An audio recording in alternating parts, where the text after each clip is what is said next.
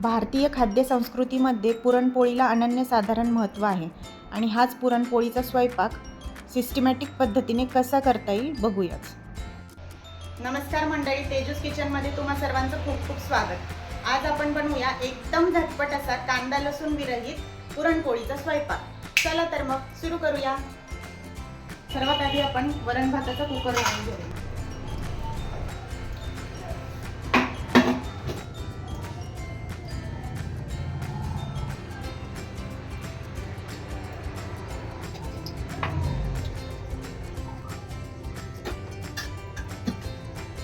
चला आता पुरण तयार करण्यासाठी हरभऱ्याची डाळ शिजायला घालूया. त्यासाठी मी साधारण अर्धा किलो वजनी प्रमाणात डाळ 3 पाण्याने स्वच्छ धुवून घेतली आहे आणि आपले साधारण 4 बोटं बुडतील इतकं पाणी टाकून प्रेशर कुकरला 2 शिट्ट्या होईपर्यंत डाळ शिजवून घेतली आहे. यामध्ये मी अजिबात हळद किंवा मीठ काहीही घातलेले नाही. एकदम साध्या पद्धतीने प्रेशर कुकरला ही डाळ शिजायला ठेवून दिली आहे. आता आपली डाळ शिजेपर्यंत आपण करूयात घोसाळ्याचे अशा पद्धतीने काप. त्यानंतर बटाट्याचेही मी असे काप करून घेतलेले आहेत. आपण आता कांदा लसूण विरहित स्वयंपाक करणार आहोत, त्यामुळे कांद्याची भजी काही मी करणार नाही.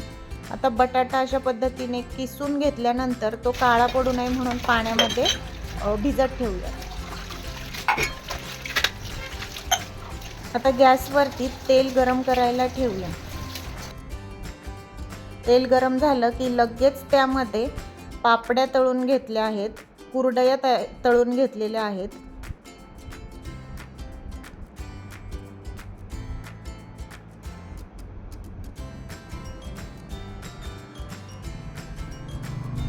कुरडई नवीन असल्यामुळे एकदम कुरकुरीत आणि पांढरी शुभ्र फुललेली आहे.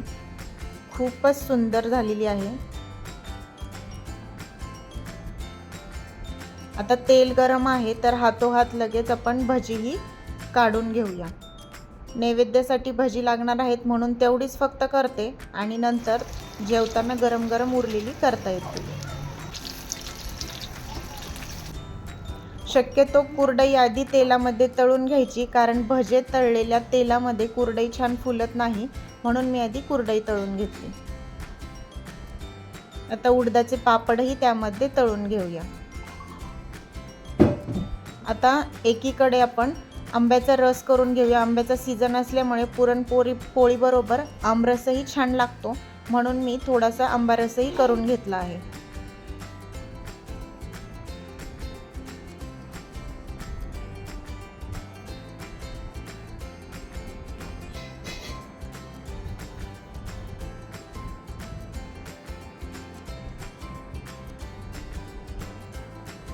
आता पोळीसाठी छान असं मऊसूत पीठ मळून घेऊया.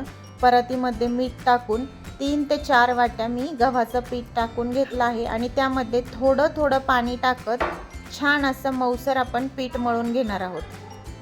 तेलाचा आणि पाण्याचा हात घेऊन छान असं पीठ मळून घ्यायचं आहे. मी हे 5 ते 10 मिनटं छान पीठ मळून घेतलेलं आहे.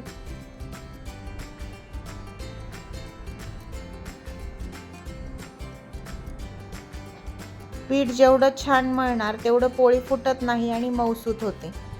आता एकीकडे गूळ किसून घेऊया.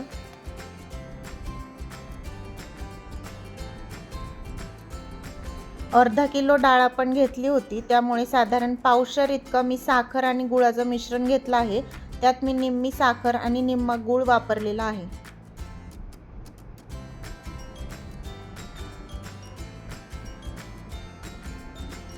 आता कुकरला 2 शिट्ट्या झालेल्या आहेत आणि कुकर थंड झाला आहे. डाळही छान शिजलेली आहे आणि त्यामध्ये पाणीही राहिलेलं आहे. जे इळवणी आपल्याकडे त्याला म्हटलं जातं, ते पाणी आपण आमटीमध्ये टाकणार आहोत, ज्याने आमटीला छान अशी पारंपरिक टेस्ट येते. आता यातली थोडीशी डाळ मी आमटीसाठी काढून घेणार आहे आणि ती डाळ एका बाजूला ठेवून देऊया आणि हे पाणीही आपण आमटीसाठी नंतर वापरणार आहोत. आता पुरण तयार करून घेऊया. यासाठी कढईमध्ये डाळ टाकून त्यामध्ये साखर आणि गूळ टाकून घेतला आहे. आता इथे खरी मेहनत असते. बराच वेळ साधारण 10 ते 15 मिनटं हे मिश्रण हलवत राहून घट्ट होईपर्यंत पुरण शिजवून घ्यायचं आहे.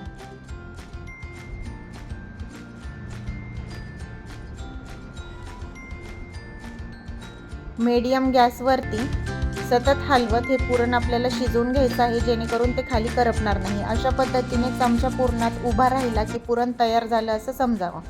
आता मी त्यामध्ये वेलची पूड आणि जायफळ पूड टाकून घेतलेली आहे. आता चाळणीच्या साहाय्याने पुरण आपण चाळून घेऊया.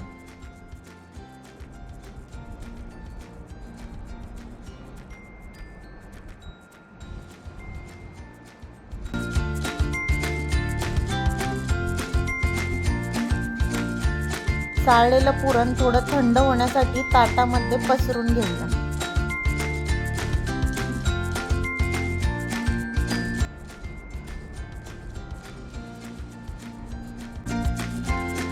आता मी आमटीसाठी वाटण तयार करून घेत आहे. त्यासाठी कढईत तेल टाकून खोबरं छान असं लालसर परतून घेतलेलं आहे. आता यामध्ये आपल्याला कांदा वापरायचा नाही, त्यामुळे आपण फक्त खोबरं आणि आलं, कोथिंबीर इतकंच वाटण करणार आहोत. लसूणही आपल्याला टाकायचं नाही आहे, म्हणून मग मी फक्त खोबरं, आलं, कोथिंबीर आणि कढीपत्ता असं वाटण तयार करून घेतलं आहे.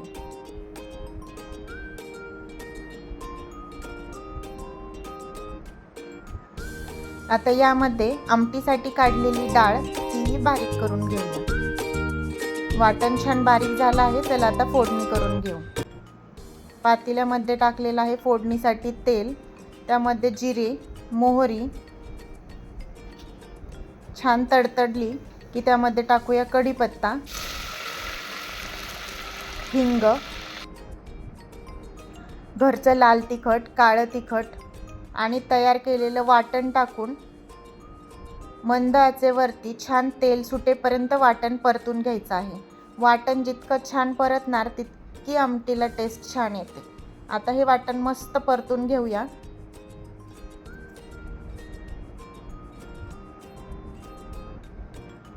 आणि यामध्ये ते बाजूला आमटीसाठी जे पाणी काढलं होतं आपण पुरणातलं, ते पाणी टाकून घ्यायचं आहे. कोथिंबीर टाकून आता मंद आचेवरती 10 ते 15 मिनिटं आमटी उकळू दिली आहे.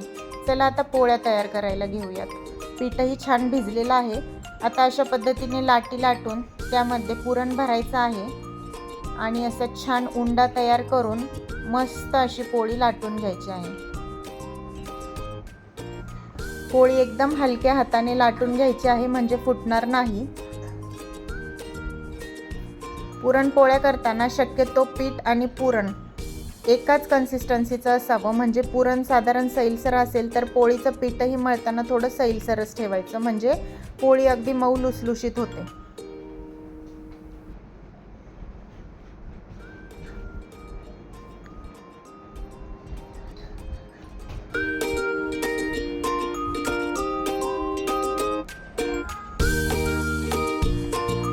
मस्त टम्म आपली पोळी अशी फुगलेली आहे आणि अगदी खरपूस झालेली आहे.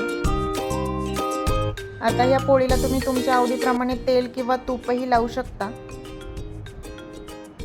किंवा भाजताना तेल लावून पुन्हा त्यावरती खाताना तूप टाकूनही खाता येते. एकदम छान खमंग अशा गूळ आणि साखरेच्या ह्या पोळ्या झालेल्या आहेत आणि अगदी मऊ लुसलुशीत, तोंडात टाकताच विरघळतील अशा झाल्या आहेत.